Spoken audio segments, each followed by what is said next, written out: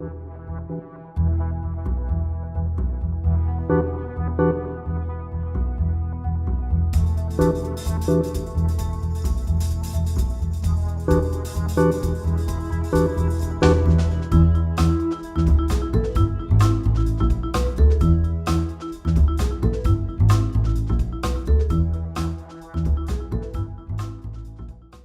I got a job with probably one of the best brands in the world, in fairness to the AA, they really are.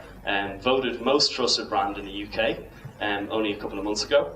And I knew what I was getting into. There's a problem with a perfect brand, is that they're scared. They're very scared. They're scared of people like me and you.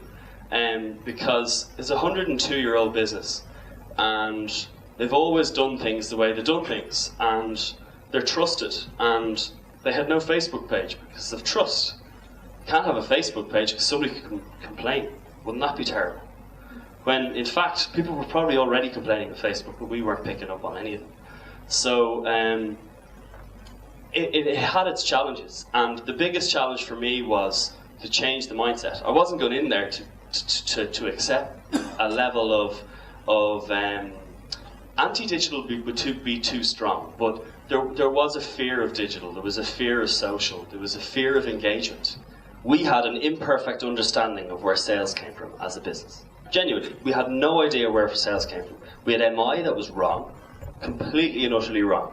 We thought, you spend money on PPC, the tills ring. The reality was that that's not what happens. It's a multitude of different things that make a sale happen. So looking at sales funnels, we were focusing on this little bit down here. Spend as much money as we can on PPC and it'll result in sales. But we had over-optimized the hell out of ourselves to reduce the product that we could sell.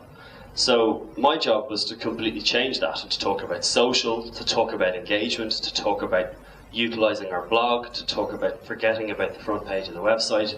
And that was the challenge for me. So we launched a thing called the Moneyball Report, which was an assessment of where we were digitally. We brought the entire executive down to Google for a day, which was completely unheard of at that moment in time. We launched a Facebook page without telling them and showed them how great it was afterwards. So asked for forgiveness later. We had sign off from one director, so again, it wasn't being a complete idiot. But since then, we've done lots of different things. I'll talk. I think this bit's probably better for questions more than anything else. But just some of the things that we did.